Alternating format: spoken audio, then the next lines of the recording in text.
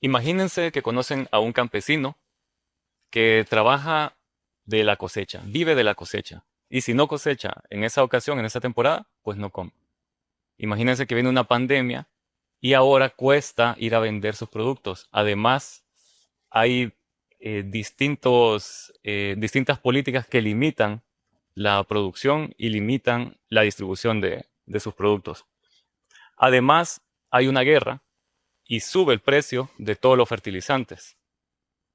Y así pasamos de una persona que come lo del día a una persona que ya no tiene que comer. Pues eso pasó en miles de casos. Podríamos decir que más de 1 millón de casos de personas que pasaron de tener una seguridad alimentaria frágil a prácticamente tener inseguridad total alimentaria. Eso pasó en el 2020. Y el día de hoy vamos a leer o vamos a analizar este informe de Obsan de situación de la inseguridad alimentaria en Honduras en el periodo 2019-2025. Y para eso tenemos aquí la compañía de Marco Javier Rodríguez, un experto en políticas públicas relacionadas con seguridad alimentaria, licenciado en nutrición, con maestría en gerencia de seguridad alimentaria y con un doctorado en alimentos de Brasil, especializado en nutrición y salud. Entonces, creo que va a ser un análisis muy importante para fortalecer pues la cultura y la conciencia de lo que es la seguridad alimentaria en nuestro país, Honduras. Entonces, bienvenido, Muchas Marco. gracias. Gracias por la oportunidad. Realmente es un tema muy interesante y actual. Hay muchas cosas sobre la mesa y va a ser bien interesante hablar sobre todas ellas hoy. Definitivamente. Pues estos reportes, bueno, son información. Ahora, ¿para qué nos sirven este tipo de reportes? Porque si simplemente lo generan unos académicos y se queda en un estante, en una biblioteca, podríamos decir que Claro, es poco, ¿verdad? Para lo cual sirve. Sin embargo, ¿en qué medida crees que podría servir este tipo de reportes? claro. Siempre es bonito como comenzar desde la parte conceptual. Al final, la clasificación integrada de fases de seguridad alimentaria busca, como lo dice el título, clasificar diversas poblaciones en ciertos niveles de inseguridad alimentaria. El estudio se hace con integrantes prácticamente de todos los sectores, sociedad civil, sector ONG, sector gobierno, sector academia, entre otros sectores que también pueden estar involucrados, como por ejemplo algunas organizaciones campesinas, ¿verdad? Que pueden participar del análisis como tal. Ese análisis casi siempre se hace de manera anual. Se hace un levantamiento de una información por parte de las secretarías de gobierno y digamos que se complementa con información que pueden llegar a tener las organizaciones no gubernamentales y gubernamentales y también las organizaciones de Naciones Unidas. De hecho, prácticamente Naciones Unidas es casi siempre quien lidera el proceso junto con la Unidad Técnica de Seguridad Alimentaria y Nutricional, y la información es analizada, de hecho, mucho antes de que se haga el análisis, hasta cuando llegue el momento entre poder tener un consenso. Eso es muy importante, un consenso entre todas las partes para poder decidir si los 18 departamentos se encuentran en inseguridad alimentaria o en seguridad alimentaria, y obviamente en la clasificación de esas 5 fases. Entonces yo he pensado mucho de que realmente el estudio sirve como una referencia para poder continuar, para poder fundamentar, o debería en realidad, no debe, sino que debería poder fundamentar políticas públicas que se orienten a los temas sectoriales de los países, perdón, de los departamentos. Hay departamentos o municipios dentro de estos departamentos que por la situación que tienen ya han creado sus propias políticas públicas en seguridad alimentaria a raíz de este tipo de análisis. Sin embargo, yo siempre pondría en tela de juicio, digamos, si al final ha sido bien utilizado el análisis al sol de hoy por temas muy políticos, digámoslo así. Muchas veces la política interfiere mucho porque obviamente los gobernantes no quieren ver de que su país se encuentre en inseguridad alimentaria nutricional, y eso muchas veces limita que esta información sea eh, difundida como en realidad tendría que serlo. Entonces pienso que podría llegar a tener un potencial muy fuerte si tuviera mayor apoyo político, en realidad, decisión política. Entonces el informe sirve para que tanto las ONGs como el gobierno tomen mejores decisiones y puedan enfocar la ayuda, el apoyo o las políticas públicas en general, que no necesariamente son asistencialistas, sino Claro, son generadoras de una estructura, ¿verdad? claro. Una estructura económica que permita, y económica y de salud, que permita que las personas se alimenten bien. O sea, no solamente que se alimenten, sino que se alimenten bien. De forma saludable, sí. Ajá. Y bueno, pero vaya, antes de entrar en las soluciones, que sería como el objetivo más importante, Sí. podríamos describir un poco de lo que hemos visto en este reporte. Por ejemplo, tenemos 18 departamentos. ¿Cuáles son esos departamentos con más inseguridad alimentaria? ¿Cuáles son los que más o menos tienen un cierto equilibrio? ¿Y, y por qué? ¿Por qué algunos departamentos son más afectados que otros? Claro. Ujú. Bueno, yo siento que esto siempre ha sido algo histórico realmente. Sí, es una situación que no tiene desde el 2019 hasta el 2025 que se hace el reporte de la situación, o sea, el documento como tal, el boletín. Bien, es histórico, eso es desde años 80 años, ¿no? Desde que se empezó a documentar el tema de seguridad alimentaria. Que en ese momento de los 80 era seguridad alimentaria, ya por los 90 ya se convirtió en seguridad alimentaria nutricional, eso es bien importante mencionarlo. Porque el análisis SIF también descansa en distintos pilares de la seguridad alimentaria, en disponibilidad, acceso, consumo y utilización biológica. Y en la parte de los departamentos pues, más afectados, nosotros tenemos, como lo mencioné anteriormente, el corredor seco históricamente siempre ha sido el más afectado. Estos departamentos del Empira, Intibucá, La Paz, Copán, Ocotepeque, Santa Bárbara, siempre han tenido mayores índices no solamente de inseguridad alimentaria, sino también de pobreza y también en algunos de los casos de desnutrición crónica, aguda, global y otros índices que de hecho se están comenzando a documentar, como el tema de la anemia en niños, el tema de la subnutrición, que es algo también muy importante de analizar porque todos estos indicadores van prácticamente de la mano. Y en ese sentido también vemos un factor muy interesante que en el corredor seco centroamericano, perdón, hondureño, tenemos a toda la población lenca, ¿verdad? Gracias a Dios tenemos a la población misquita y en el litoral, que son los lugares más afectados según el boletín, tenemos a la parte de la población garífuna, ¿verdad? Siempre hay como un tema de desigualdad social, hay un tema de determinantes sociales que hay que profundizar en ese sentido. Obviamente las poblaciones con desigualdad social tienen mayor probabilidad de tener inseguridad alimentaria y nutricional, la pobreza, el tema del desempleo, el subempleo, la falta de programas educativos y de protección social, porque esto es algo que se mencionó, ¿verdad? De que hay muchos programas que históricamente han sido asistencialistas y en esto nos vamos a ese concepto pequeño de protección social no contributiva, donde en realidad la gente buscamos darles por mientras pasa la crisis de forma transitoria, una ayuda alimentaria, por ejemplo, temas de cupones o transferencias monetarias condicionadas o no condicionadas, de manera que la gente poco a poco vaya saliendo de ese estado transitorio y pueda, en dado caso, alinearse a programas de gobierno que puedan permitirle que tenga ella misma ingresos y pueda salir de los estados de pobreza. Sin embargo, estas tres regiones que mencionamos, gracias a Dios, que es un lugar estructuralmente muy complicado para brindar apoyo, el corredor seco, que ya tiene cantidad X de proyectos que se han desarrollado y que todavía tienen esa deuda pendiente. Y el litoral atlántico, que es relativamente reciente en realidad, porque en el litoral atlántico ya vemos la doble cara de la malnutrición. Ya vemos personas con sobrepeso y obesidad, principalmente adultos, pero también tenemos niñez que también tiene sobrepeso y obesidad, de hecho, porque antes era desnutrición, pero ahora tenemos niñez con sobrepeso y obesidad, por ejemplo, en ciudades como Ceiba, y también tenemos en lugares más aislados de los cascos históricos y de las ciudades grandes, niños con desnutrición, definitivamente.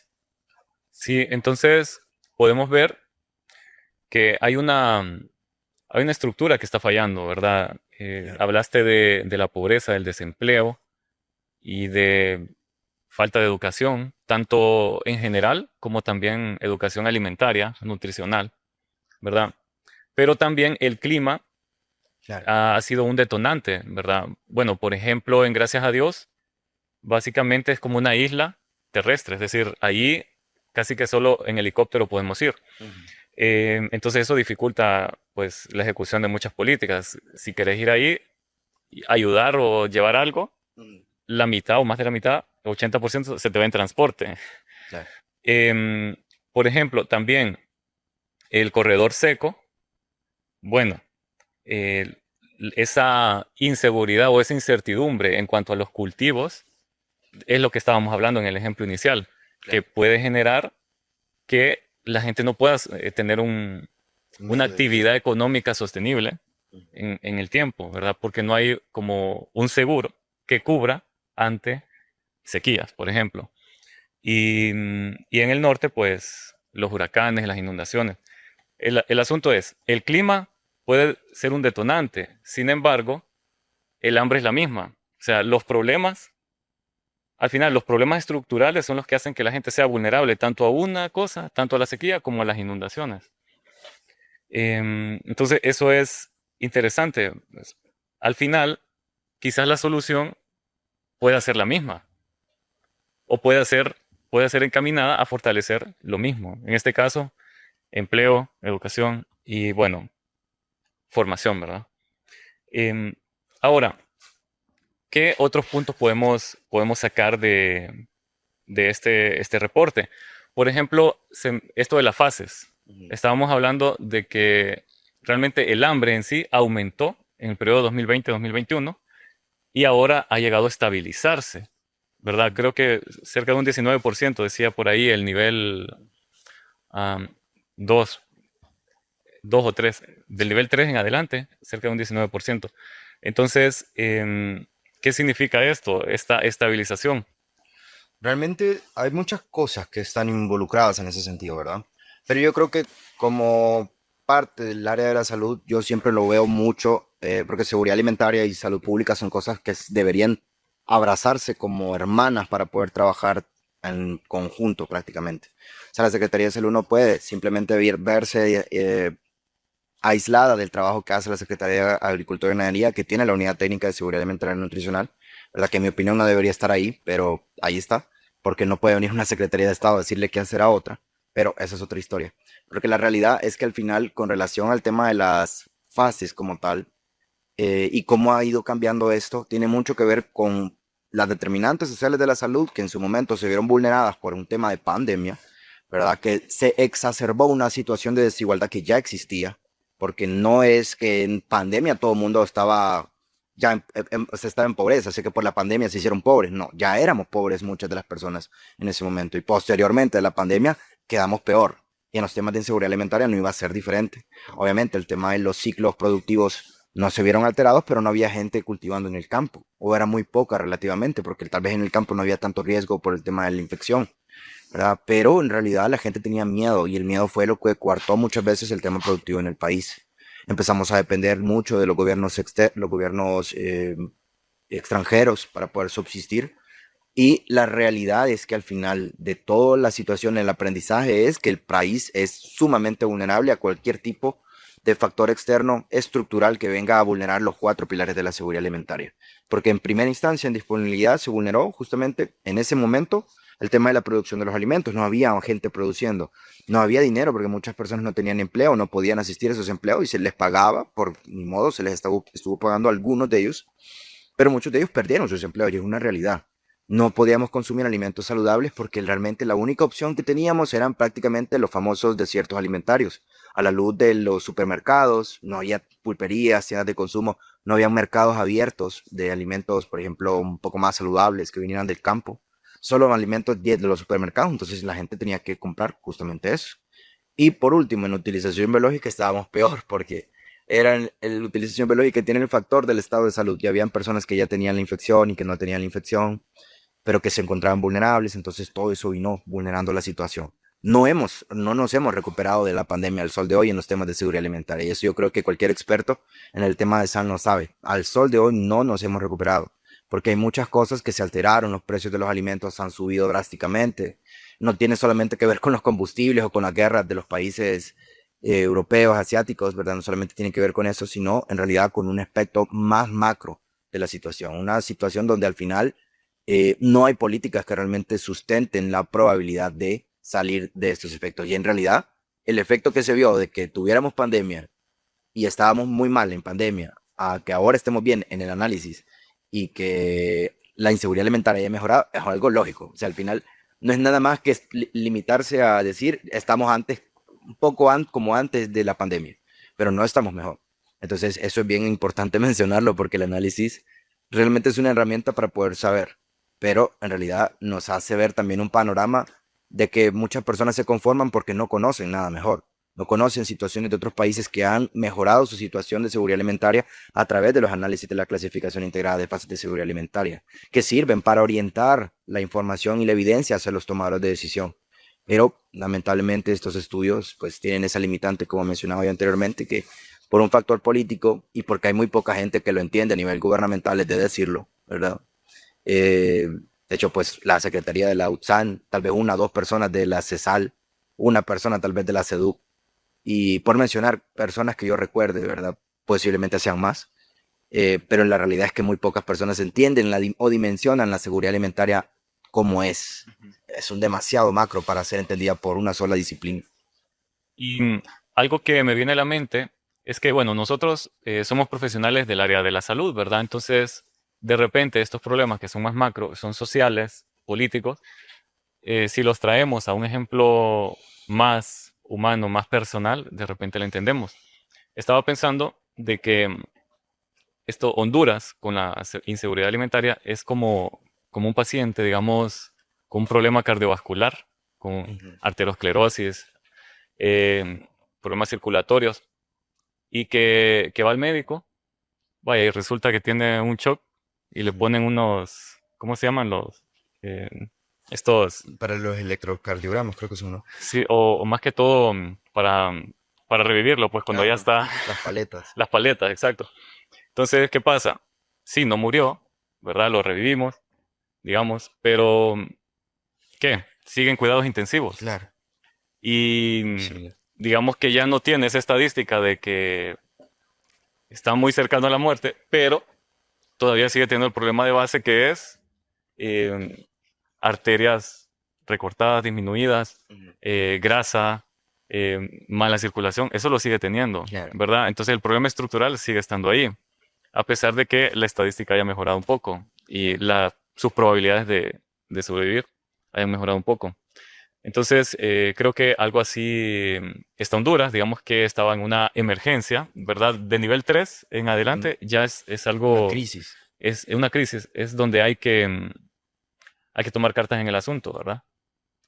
Ajá, del nivel 3 en adelante. Entonces, en este caso, es como, bueno, hay que llevar al paciente a cuidados intensivos, pero ahora falta resolver el problema de fondo. ¿Cómo hacemos para que ese paciente ya no tenga esos problemas circulatorios? Entonces ya venimos, Claro. bueno, le vamos a dar buena alimentación, que haga ejercicio, que camine, lo vamos a meter al gym, bueno, etcétera. Claro. Entonces es algo así, ¿verdad? El pueblo hondureño, bueno, ya tenemos menos personas con hambre extrema. Ahora, ¿qué hacemos con las personas que viven del día? Que si no trabajan, no comen. De las personas que no tienen ahorros suficientes ni siquiera para un salario. Claro. O sea, yo creo que al menos nosotros deberíamos de tener ahorros de un salario. Y si es posible, de el salario de un año, Claro. ¿verdad? Eso yo le llamaría seguridad económica y por consiguiente también alimentaria. Entonces, esas causas estructurales, ¿cómo mejorarlas? Y por otro lado, ¿cómo hacer políticas públicas que ataquen eso? Que no solamente vayan a las personas que no comieron hoy, darles la comida de hoy, sino a esas personas darles un medio de vida para que coman todo el mes, todo el año, darles la formación, la educación, eh, las oportunidades de vivienda, de trabajo, para Claro. que siempre, y la educación, para que elijan bien sus alimentos. Claro. Entonces, bueno, digamos en tu experiencia con las políticas públicas, ¿hay algún caso de éxito de políticas públicas que vayan en este sentido de mejorar las condiciones de la gente, pero a nivel estructural? Yo siempre he dicho que realmente comer por sí mismo es un acto político. O sea, que un plato llegue a la mesa de una persona es el resultado de una cantidad X de procesos que han logrado que desde la producción llegue la comida hacia el plato de las personas. Entonces, en primera instancia, hay muchas cosas que pueden estar involucradas, principalmente el tema de la toma de decisión, por supuesto, porque pueden haber políticas públicas que sean muy buenas en papel, pero que realmente no tengan resultados en territorio. Y esas muchas veces son las políticas que se crean de arriba hacia abajo, o las políticas de escritorio que les digo yo. Las he nombrado de esa forma porque son políticas que son creadas por personas que no salen de sus escritorios, no conocen la realidad de las comunidades, de las personas, de las poblaciones vulnerables, y crean políticas solo en el imaginario de que ellos están o pueden estar así o por los censos estadísticos que existen. O sea, Honduras tiene un censo de la ENDESA, que es la Encuesta Nacional de Demografía, Desarrollo y Salud, que ya no tiene validez alguna. O sea, ya se hizo eso en el 2019 para acá. Siempre nos dicen a nosotros en las universidades, los censos se toman el último que hay para poder hacer investigación. Vaya, lo tomo, pero en realidad va a generar en sí un impacto para mi investigación porque ya estamos en 2026. Las encuestas se hacen cada 5 años y no tenemos entonces la realidad nacional como para poder crear una política pública que responda a las necesidades de las personas, a menos que hagamos un proceso diagnóstico de cada política. Realmente las experiencias exitosas en política pública en Honduras son sumamente limitadas, como siempre han sido políticas que se han creado de arriba hacia abajo, y las pocas políticas que se han creado de abajo hacia arriba no se terminaron aprobando por diversas razones, principalmente de decisión política. Al final esto lo que ha generado es un vacío en términos políticos de políticas públicas en el país. Yo sé que hay muchas políticas, muchas maestrías, muchas personas que son expertas en política pública, pero realmente en política alimentaria nutricional somos muy pocas y la realidad es que en Honduras existe la macropolítica, que es la Política Nacional de Seguridad Alimentaria y Nutricional 2030, es decir, que está vigente todavía hasta el 2030, nos quedan 4 años para terminar de ejecutar esa política y hay todavía mucha deuda pendiente de la misma. Son 11 lineamientos los que se están buscando tener ahí. Un lineamiento está específicamente dirigido para el tema de las poblaciones vulnerables, ¿verdad? Producción, alimentación escolar, educación alimentaria nutricional, vigilancia nutricional, gestión de riesgos, inclusive en situaciones de emergencia, por ejemplo.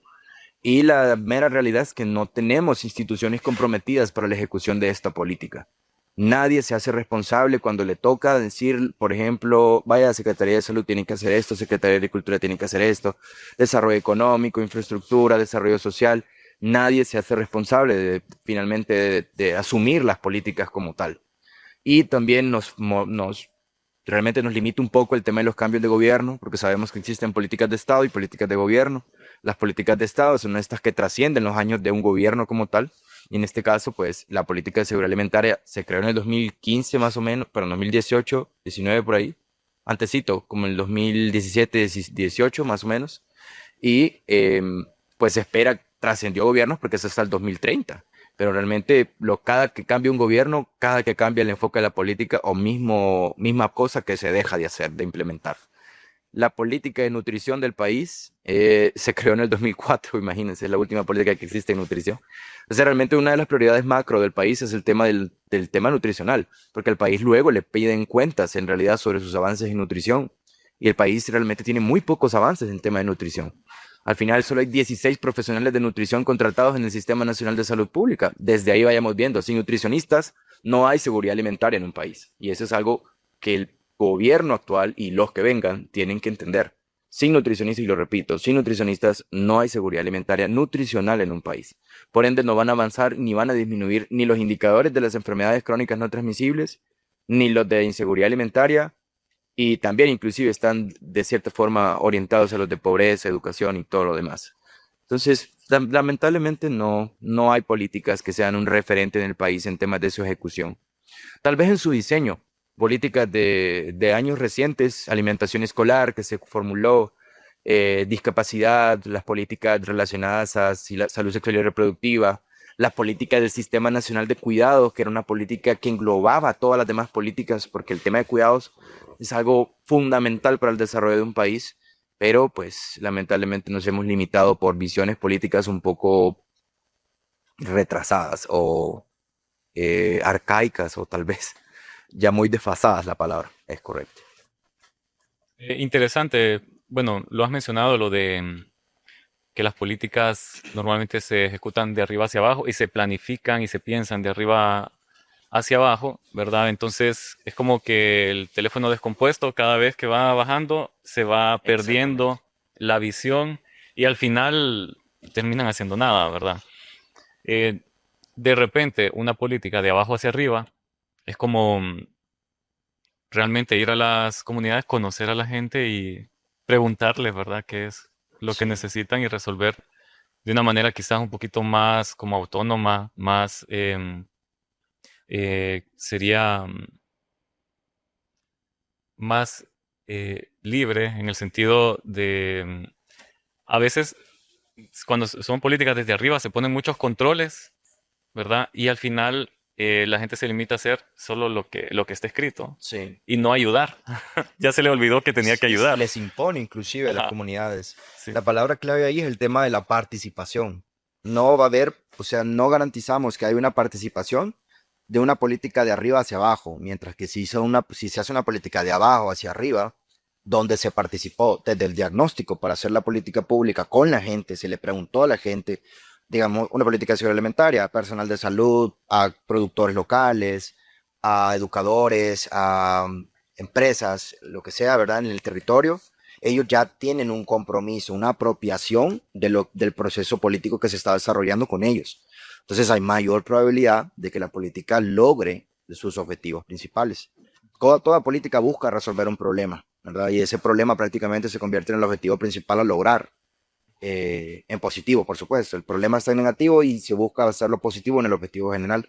Y a la luz de eso, pues necesitamos la participación de la gente para lograrlo. Y imponiendo las cosas, yo creo que Honduras no funciona. Y otra cosa, lo que mencionabas de que no hay nutricionistas contratados en el sistema de salud, ¿verdad? Entonces, creo que si hubieran nutricionistas, al menos en cada centro de salud, hospital, y que se acompañara también el tema de la nutrición con los problemas de salud crónica, ¿verdad? Diabetes, hipertensión, tantos problemas, de repente los pacientes tuvieran mejor resultado y, y eso a la larga pues mejoraría tanto hasta la productividad, Claro. porque al final, si somos prácticos, lo que el gobierno busca con el sistema de salud en un sistema capitalista liberal es que el empleado rinda más y Claro. que no se enferme, Que no se enfermen para que que no vaya produzca tanto, más. exacto, para que siga produciendo y que su vida de producción sea más larga, ¿verdad? Mientras está activo produciendo, ¿verdad? Eso es a nivel de el interés gubernamental. Pero si no cuidamos a la gente, entonces van a ir más van a incapacitarse, van a haber más tasas de mortalidad, etcétera. Bueno, eso sin considerar lo que se sale del sistema eh, capitalista y lo que ya entra dentro de los principios morales, sociales de cuidar al ser humano. Claro. Entonces, por ejemplo, como presidente del Colegio de Nutricionistas y Dietistas de Honduras, ¿qué estadísticas tienes o qué números tienes de, digamos, el número de nutricionistas que hay en Claro. Honduras, el número de centros de salud, como algún estimado de cuántas, cuántos nutricionistas serían necesarios para cubrir, digamos, la necesidad en los distintos departamentos? Claro. ¿Ah? Sí, de hecho, pues nosotros como colegio, pues existimos desde hace bastante tiempo. Nuestra ley orgánica se creó en el 2009 y con el tiempo, pues hemos ido aglutinando diferentes profesionales solamente licenciados en nutrición. Nuestra ley orgánica no únicamente nos permite eso, tener nutricionistas licenciados en nutrición como tal. Actualmente somos 1.296 profesionales de nutrición agremiados. Hay muchísimos más, pero por diversas situaciones no se han tal vez colegiado. Aun cuando la Constitución y la ley de colegiación profesional dice que se tienen que colegiar, todavía tenemos muchos profesionales que tal vez no han querido o no han podido inclusive colegiarse, pero hasta el momento somos 1.296. De esos 1.296 tenemos 16 trabajando en el Sistema Nacional de Salud Pública, en la plaza de nutricionista 1 según el y nutricionista 2 según el servicio civil. Lamentablemente con este tema pues ha sido una batalla bastante fuerte en realidad, en términos de decir que no todos los gobernantes le han visto el plus al tema de nutrición o no lo dimensionan como un beneficio para las personas o lo ven inclusive como un privilegio para las personas el tener servicios de nutrición, cuando en realidad existe un derecho humano a la alimentación adecuada que está ligado a que existan profesionales que puedan brindar una orientación, una educación alimentaria nutricional a las personas en los diferentes niveles de salud, inclusive a nivel educativo y en la parte de producción agrícola. Y lo digo de esa forma, en la parte de atención primaria en salud, porque debería haber nutricionistas en los centros de salud. No tenemos ninguno registrado hasta el momento. Debería haber nutricionistas en el segundo nivel de atención en hospitales. Hay nutricionistas en hospitales. Ya en el tercer nivel de atención de especialidades, muy limitado. De hecho, nosotros no tenemos conocimiento en sí si hay nutricionistas en el sistema, en el tercer nivel de atención como tal. Y pues, en este sentido, tenemos mucho trabajo que hacer nosotros en términos políticos, de poder hacer ver al político como tal, de que la nutrición no es un lujo, que la nutrición es importante para el desarrollo de los países. Persona que no come, persona que no piensa bien, persona que no piensa bien, persona que no se desarrolla.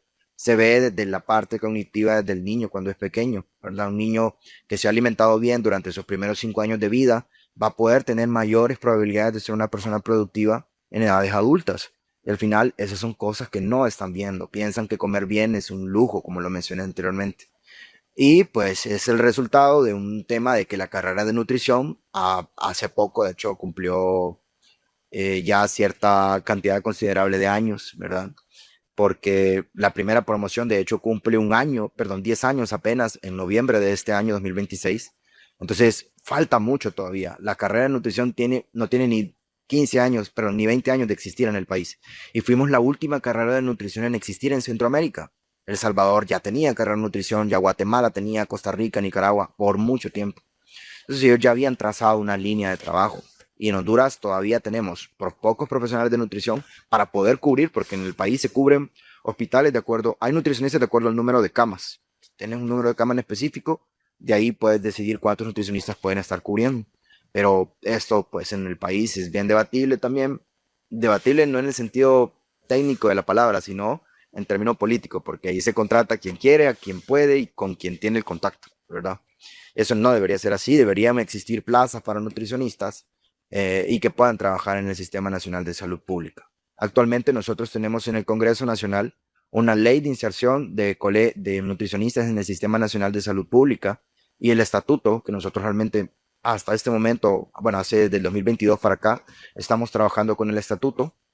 Lamentablemente no tuvimos resultados en el gobierno anterior y este gobierno actual nos ha estado apoyando mucho para desarrollar ese trabajo.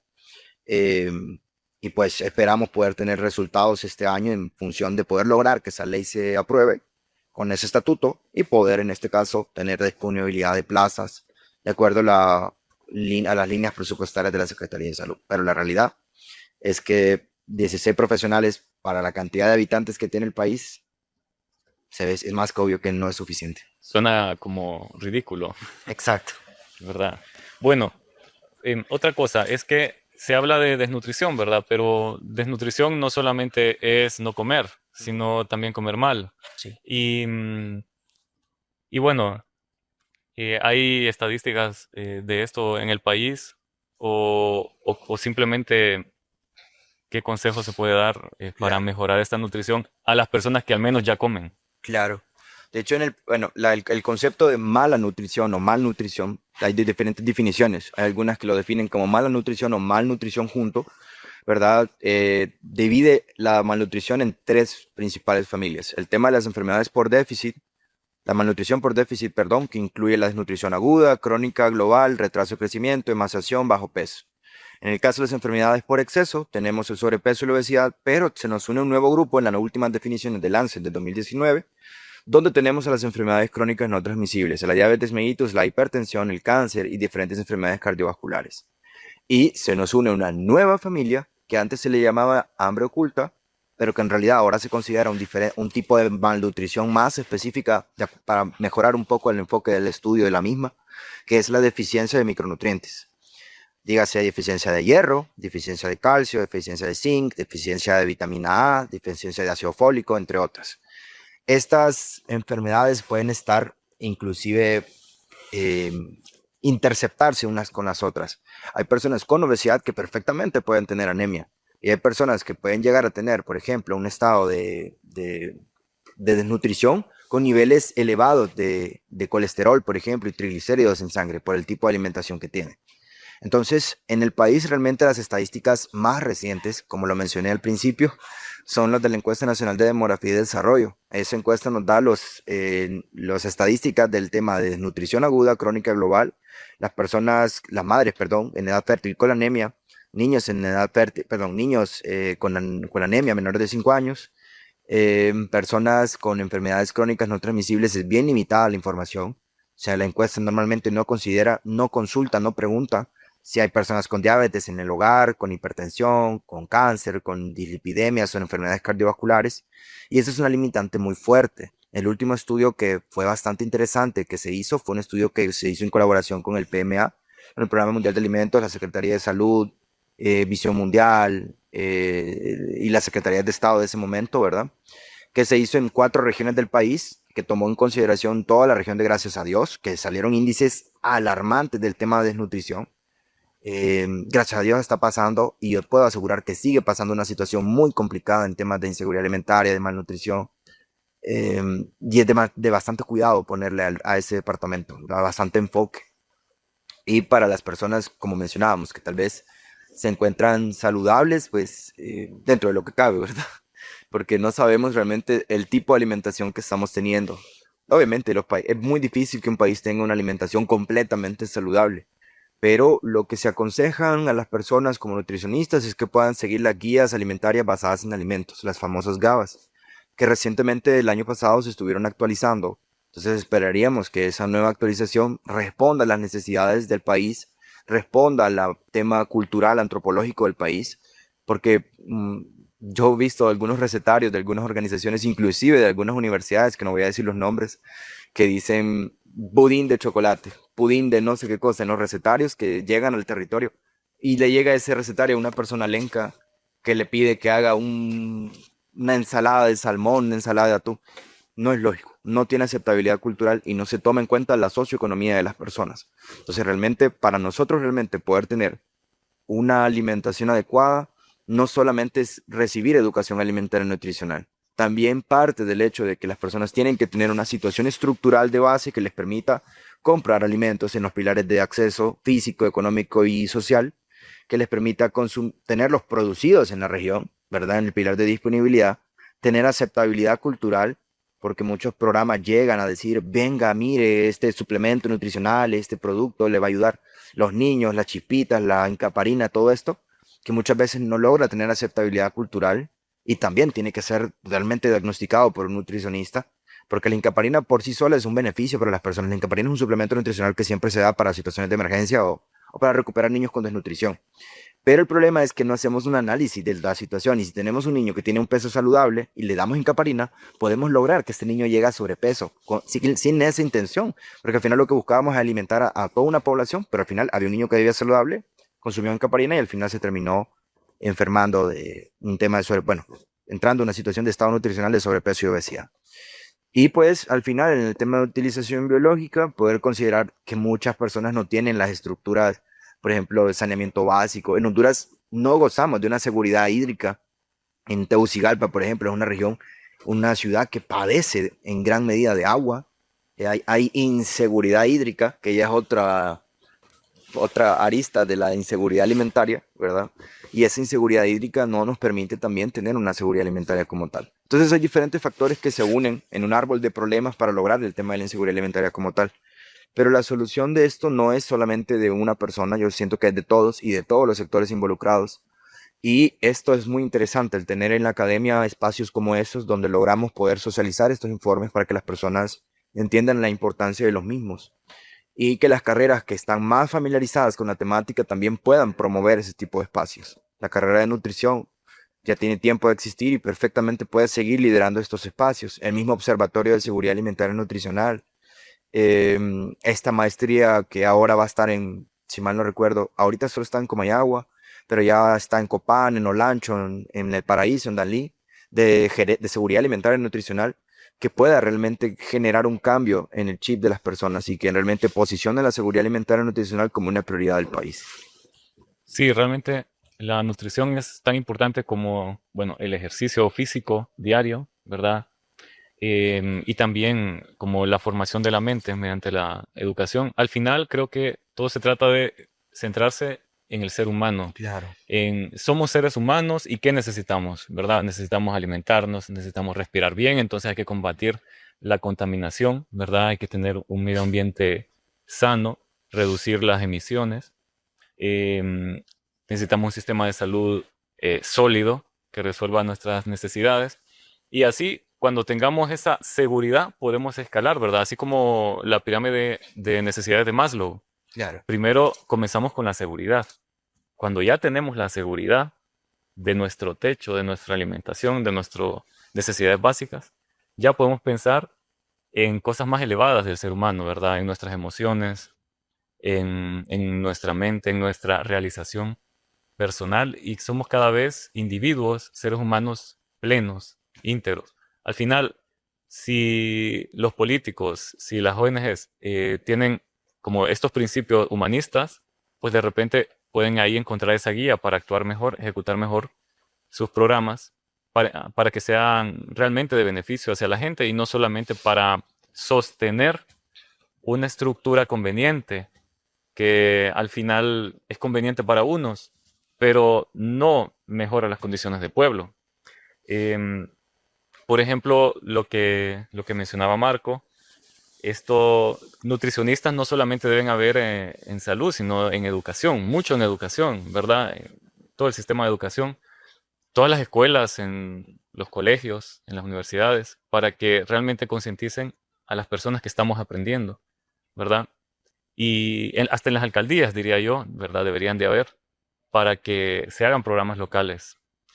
Y bueno, pero para finalizar con el análisis de este estudio, em, digamos algunas palabras como para sellar esto, alguna conclusión Claro. sobre este reporte que nos ayude a nosotros a estar más claros del impacto de esto y cómo podemos aplicarlo, digamos, cada quien o Claro. los políticos en general también en el país. Claro, yo pienso que el estudio se puede ver a diferentes niveles. En primer lugar, la academia tiene que estar enterada de la clasificación integrada de fases que se hace año con año. No podemos, como profesores de la academia, estar trabajando con información desfasada. La academia necesita actualizarse con el tema de la seguridad alimentaria y nutricional. Yo sé que el OPSAN no tiene, pero hay diferentes departamentos que también tienen que trabajar con esta información y que también deben de entenderla. No solamente ciencias de la salud a través de su carrera de nutrición, ciencias económicas, economía, administración de empresas, tienen que conocer el panorama de la seguridad alimentaria y nutricional. La Universidad Nacional Autónoma de Honduras es pública y estamos debidos al pueblo hondureño. Y para eso debemos conocer los mejores instrumentos que podemos tener para poder ayudarle al pueblo hondureño. De cierta forma, la clasificación integrada de fase nos da un panorama muy general y en algunos casos muy específico de la situación que viven diferentes departamentos.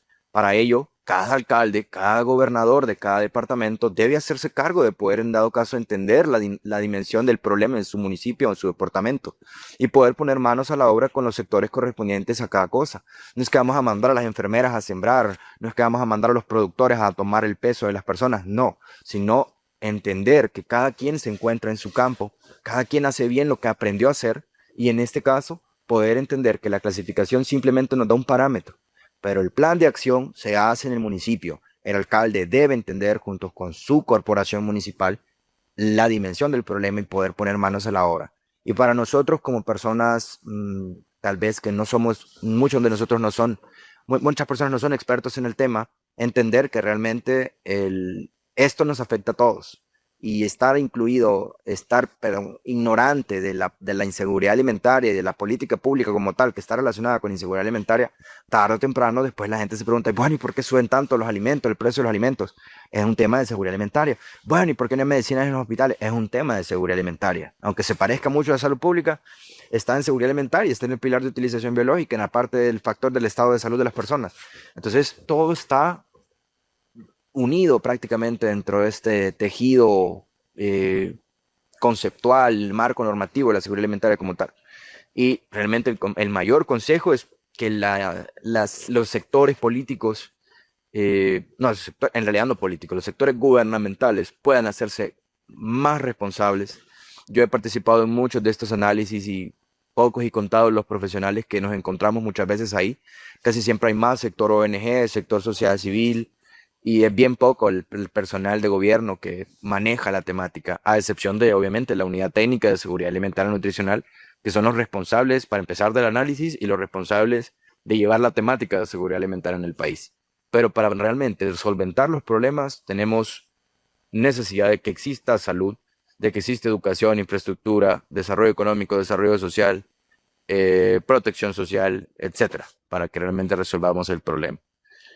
Bueno, muchas gracias por escucharnos. Si conoces a alguien, algún tomador de decisión, compártele este video. Si conoces a alguien que coma, compártele este Claro. video.